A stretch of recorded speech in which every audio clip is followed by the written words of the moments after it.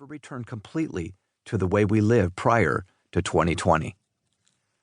While I have taught timeless principles of leadership and teamwork for more than 30 years, I believe there are timely paradoxes that are also needed in our day.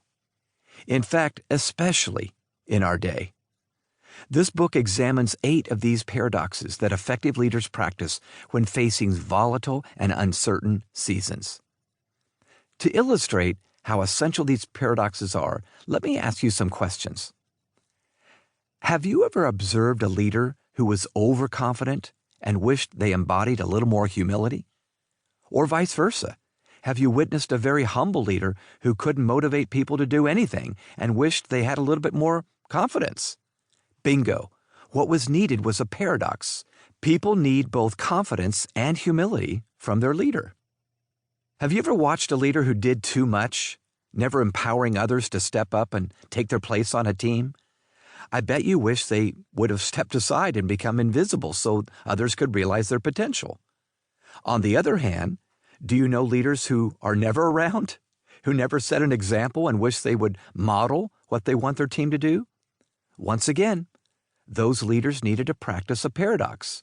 People need a leader to be both visible and invisible. You get the idea. There are apparent contradictory traits that great leaders display, and by doing so, attract the best people around them.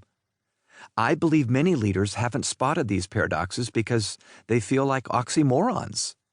Surely they can't both exist, can they? And yet they must. Today's teams are made up of people with high expectations of their leaders. And managing teams is far more complex than it was when I began my career in 1969. One moment your people need you to be personal with them, and the next they need you to speak collectively to the entire organization. One minute they need you to set high standards for them to meet, the next they need you to model gracious forgiveness when they fail. One minute they need you to be present, the next they need you to get out of the way.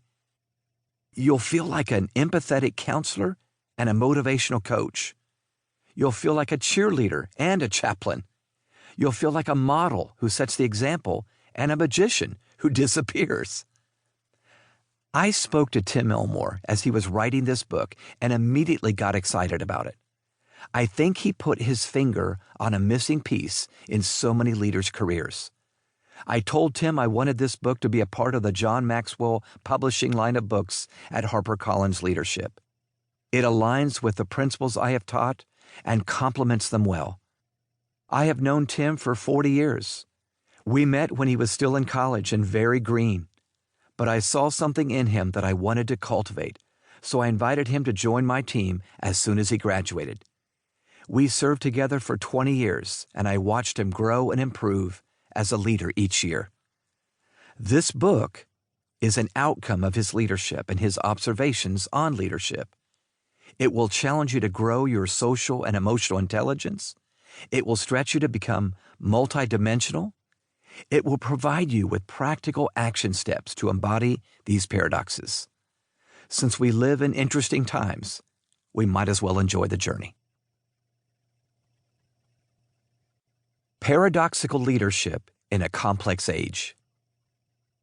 I reminded myself of the story about Isaac Newton several times as I sat in quarantine last year. At 22 years old, young Isaac was sent home from Cambridge University during the Great Plague of London in 1665. It was their own version of social distancing. And that's when the magic happened. Without his teachers to guide him, Newton flourished. The period he spent away was later referred to as his annus mirabilis, the year of wonders. First, he continued working on math problems that he'd begun at Cambridge University. And believe it or not, the papers he wrote became the genesis of the subject of calculus. Second, he acquired some prisms and began experimenting with them in his room, even boring a hole in his shutters so only a small beam of light could shine through. And from his explorations emerged his theories on optics, which, by the way, we still use to this day.